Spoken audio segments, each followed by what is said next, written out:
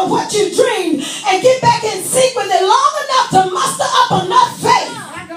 This is the year that he is going to prepare you for the manifestation of that dream.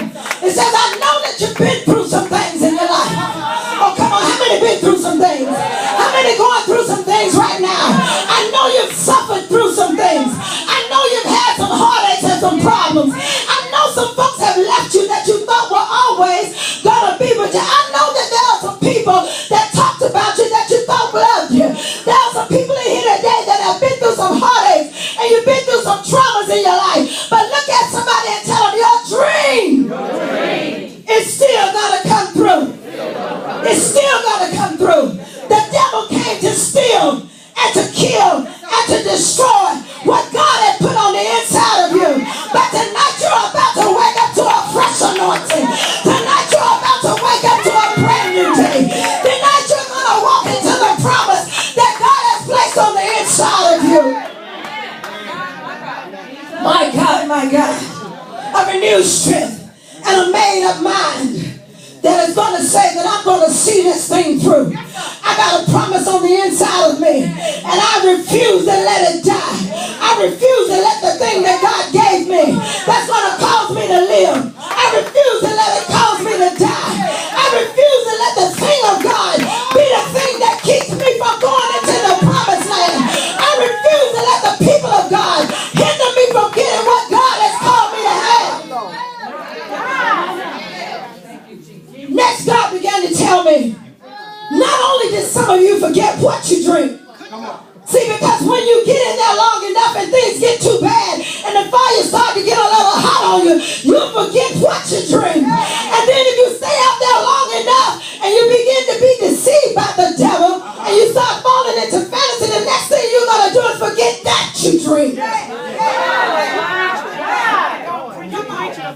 See, we got people walking around now that don't even realize that they used to have a dream.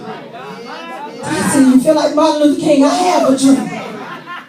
See, he never forgot his dream because his dream kept his passion going, and his passion kept his purpose going, and his purpose kept his promise going. As long as I can remember what I dreamed, I can remember what my end is going to be. But the moment I slip up and forget that I dreamed, I'm going to slip up and miss out on what God called me to. I find myself listening to the enemy when he begins to tell me that it ain't going to work, that you're going to fail, your house is going to fall apart, your children ain't going to never be what they were called to be. It ain't going to ever work. You always going to be broke. You always going to be crazy. You always going to be walking in depression. You always going to be sick. That's when you fall into a fast. But when you remember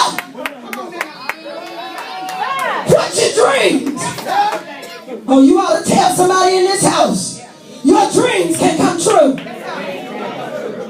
Amen.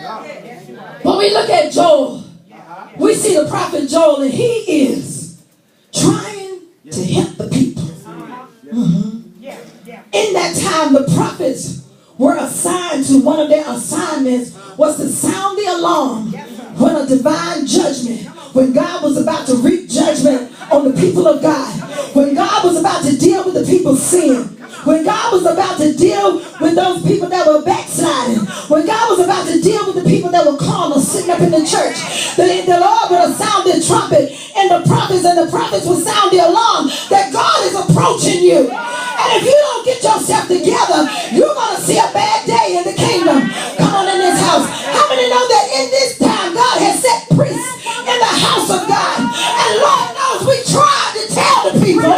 We tried to tell the people that Jesus is on his way back. Lord knows we get up here every week. We come to Bible study every week. Sometimes when we can't even stand the people. But we come anyway because the dream on the inside won't let us sit at home. And the passion on the inside won't let us let you die. But how many know that God wants you to know on tonight that judgment is coming if you don't get yourself together? He's here. The priests are already here.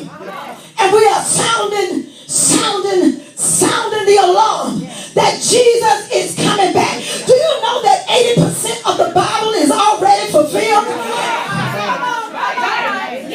Do you know that over 80% of the Bible is already